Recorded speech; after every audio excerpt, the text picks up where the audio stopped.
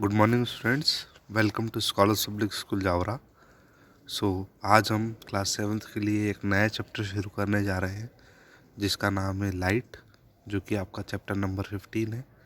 और जैसा कि आपको पता है कि as per the new syllabus हम लोगों ने बहुत सारे चैप्टर्स को हमने ओमिट किया है। उन्हीं ओमिटेड चैप्टरों में से हमने कुछ चुनिंदा चैप्टर जो कि आपके आगे काम आने वाले हैं, हमने उन चैप्टर्स को सिलेक्ट करके हम यहाँ पर आपको पढ़ा रहे हैं। उन्हीं में से ये एक हमारा पार्ट है जिसका नाम है लाइट। लाइट हमारे लिए क्यों इम्पोर्टेंट है, लाइट एक्चुअल में होती क्या है, लाइट किस तरीके से ट्रैवल करती है, और लाइट के बारे में हम और बहुत सारी चीज़ें जैसे लाइट का कैरेक्टरिस्टिक्स हम इस चैप्टर में हम अच्छे से जानेंगे। पहली बात हम इस चैप्टर में पढ़ेंगे क्या, सबसे पहले हम वो जानते हैं। What is light and how it is travelled. हमको पहले ये पता करेंगे कि लाइट क्या होती है और ये ट्रैवल किस तरीके से करती है। दूसरा, रिफ्लेक्शन ऑफ लाइट, लाइट कैसे रिफ्लेक्ट करती है एक जगह से दूसरी जगह। Characteristics of image found by the plane mirror.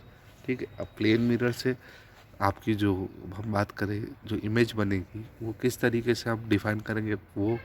फिर प्लेन मिरर और स्पेरिकल मिरर, ये दोनों चीज़ें क्या होती है ये भी जानेंगे। इसके बाद हम लेंसेज के बारे में जानेंगे और फिर आखिरी में हम सनलाइट के बारे में जानेंगे।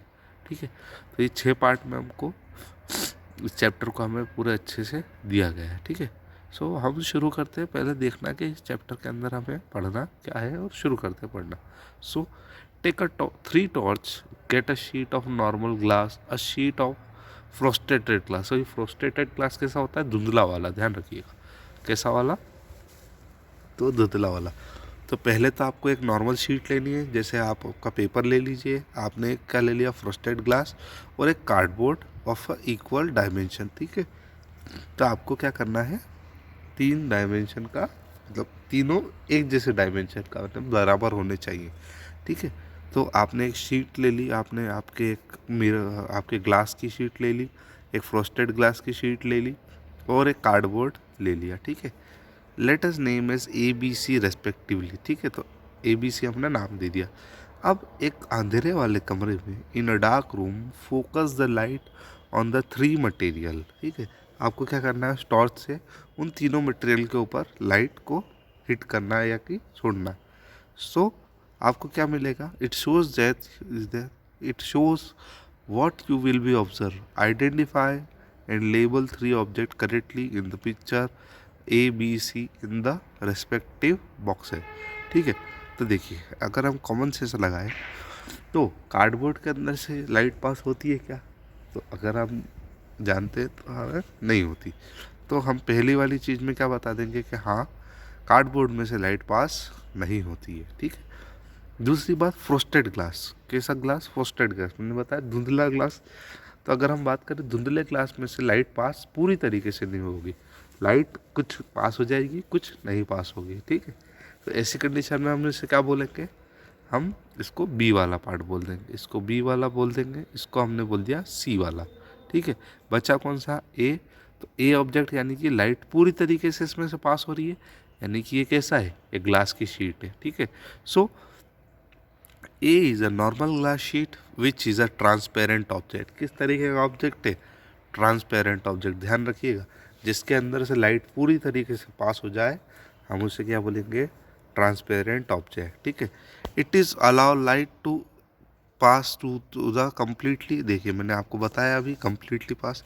B is a frosted glass sheet which is translucent object, it allows light pass to the partially. ठीक है, तो आपका जो बी है, यानी कि ये जो आपका जिसमें से लाइट पास हो भी रही है और नहीं भी हो रही है, यानी कि कुछ हिस्सा लाइट का इसमें से पास हो रहा है और कुछ हिस्सा इसका लाइट में से पास नहीं हो रहा है। तो ऐसी कंडीशन में हम इसे क्या बोलेंगे? Translucent object. ठीक है, अब बात आती है सी।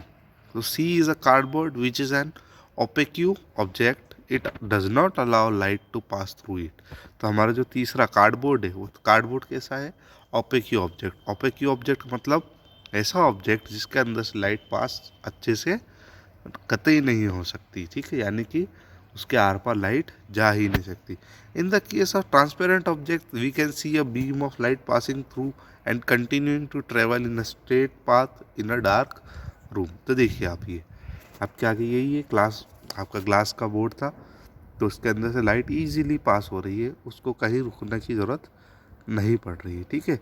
दूसरा अगर देखिए आप, अगर हम ये कहाँ कहाँ हम देखते हैं इसको, तो ये देखिए आपका beam of emerging from a torch in a dark. ये पीडीएफ थोड़ी सी कट गई है, इसे हमको ठीक करना पड़ेगा। चलो कोई प्रॉब्लम नहीं है, इस पीडीएफ को मैं आपको अच्छे वाले सही पीडीएफ बनाकर इसकी प्रॉपरली प्रोवाइड कर दूंगा आपको। ये पीडीएफ शायद थोड़ी सी गलत हो चुकी है। सो फिर भी अगर हम नॉर्मली अगर हम जाने तो लाइट कहाँ कहाँ हमें देखने को मिलती है, ये इम्पोर्टेंट है हमारे लिए।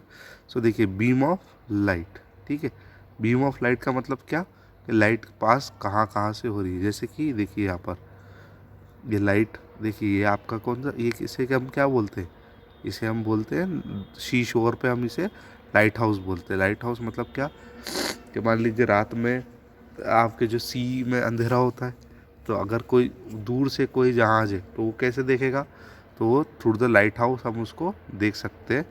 किसी भी सी शोर पे इसको लगा दिया जाता है। इसके अलावा रात रात को अगर हम देखें तो ये beam of light sunlight through the imaging और डार्क केव, तो अंधेरे वाली गुफा के अंदर ये जो हमें लाइट आती हुई दिख रही है, ये भी हमारे लिए क्या है, बीम ऑफ लाइट है। ठीक है, इसे हम अच्छे से जानेंगे अगले लेक्चर में। तब तक के लिए आप पढ़ते रहिए। Thank you so much, God bless you all.